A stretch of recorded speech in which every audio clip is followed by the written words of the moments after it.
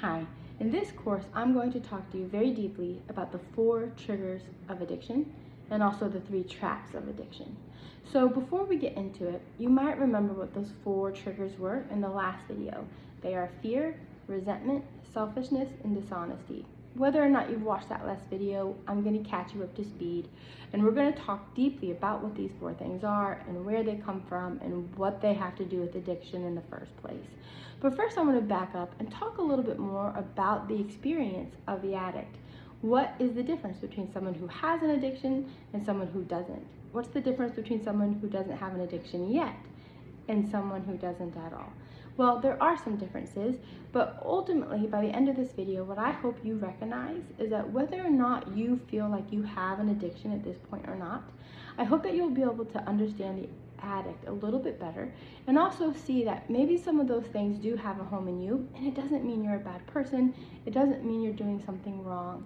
It just means that you have a script that isn't serving you, and in this course I hope to be able to give you some scripts and some resources that will help you better understand the experience you're going through and help you to create the experience that you most want.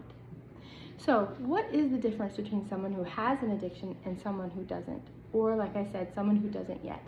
Well, I once spoke with somebody who said that she started to go to a meeting for Alcoholics Anonymous because she felt like she was somebody who was really struggling with alcohol. But when she went to the meeting and people were talking about their experiences of being hopeless alcoholics, blacking out for days, waking up in a ditch and not remembering what had happened, those kinds of things, she felt like she couldn't really identify with those extreme circumstances. So she wondered if she belonged there at all. However, when she kept going to those meetings and kept listening, she learned a lot of resources that she could apply in her life to help her manage just generally her life better, which also helped with her drinking, but generally it just helped her to feel God's presence more. It helped her to feel a little bit more in control, not just of her drinking, but a lot of areas of her life. So she really enjoyed going. So at the time she wondered, am I an alcoholic or not? I don't know, but I'm sure benefiting from this program, and I want to keep going. But over time, the people who were attending the meetings with her, they started to feel like maybe you shouldn't be here because you're not blacking out. You're not ending up in a ditch. You're not like us. You don't belong. When she called me, she had moved from alcohol into food. Food was where she was feeling super stuck, really helpless. And she told me about this experience that she had and her confusion over whether or not she was an alcoholic ever, or what was going on and what she was doing, and how she could continue to recreate those positive experiences she had while she was attending those meetings.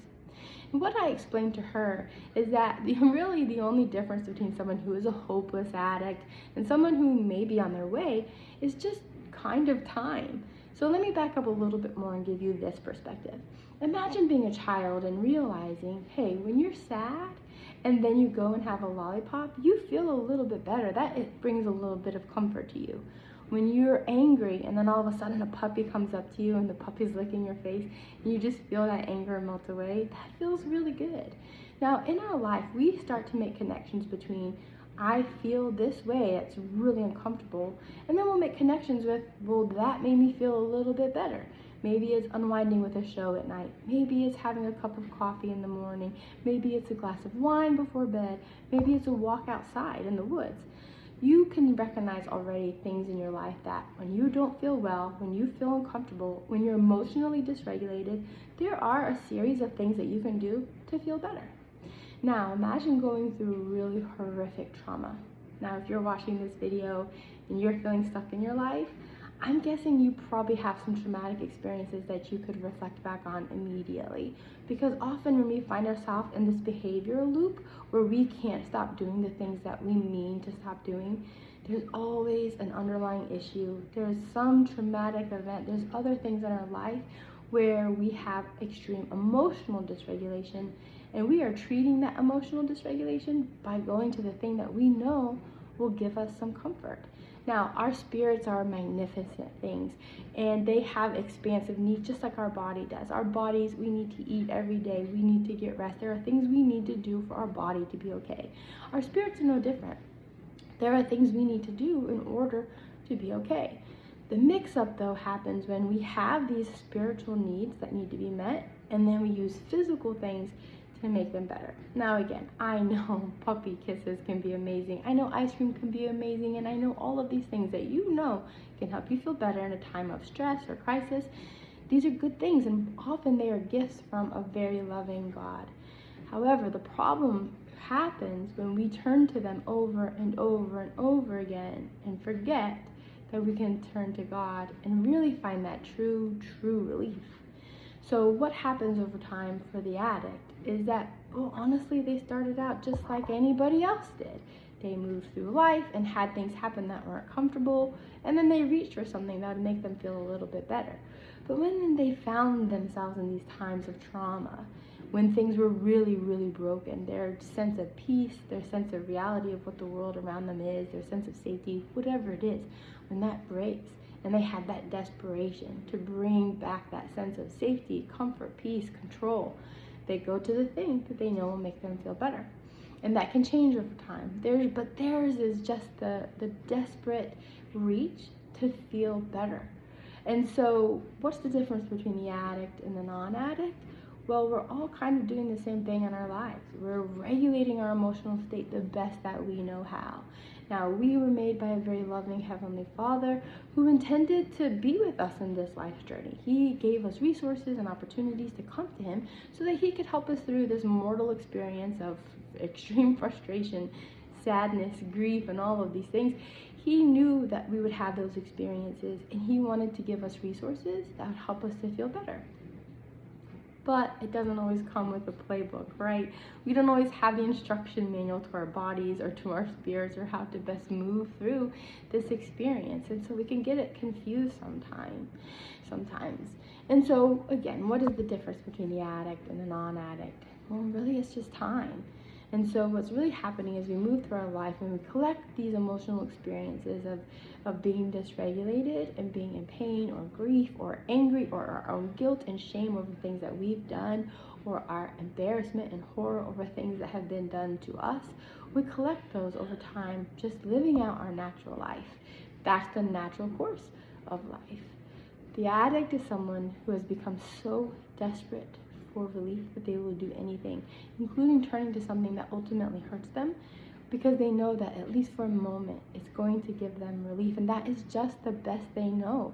That's how they know to give themselves relief, and they have built up a relationship of trust with that thing over time, whatever it is.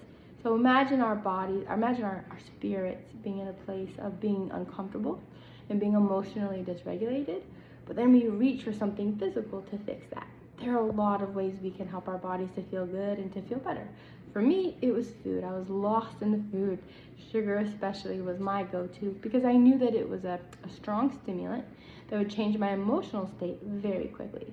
And even though after I ate it, in came the shame, and in came the frustration and the fear and the resentment and all of those things over having done it again, at least for that moment, I knew how I was going to feel before all that bad stuff hit me. For a moment, I was going to have a little bit of that dopamine rush and that high where everything felt okay. And I could convince myself for a moment that I was happy and that everything was okay. And then I would come crashing down to earth again. But that's the cycle that I was stuck in, because I built a relationship of trust with food over time. And it was a really strong relationship. And I'm sure you can think of things in your life already that you have that kind of relationship with as well. If you're watching this video, I'm guessing that something has brought you to this video, some relationship that you're stuck in that you're hoping to be able to get out of. Or maybe it's a loved one who's stuck in a relationship like that you're hoping that they can get out of.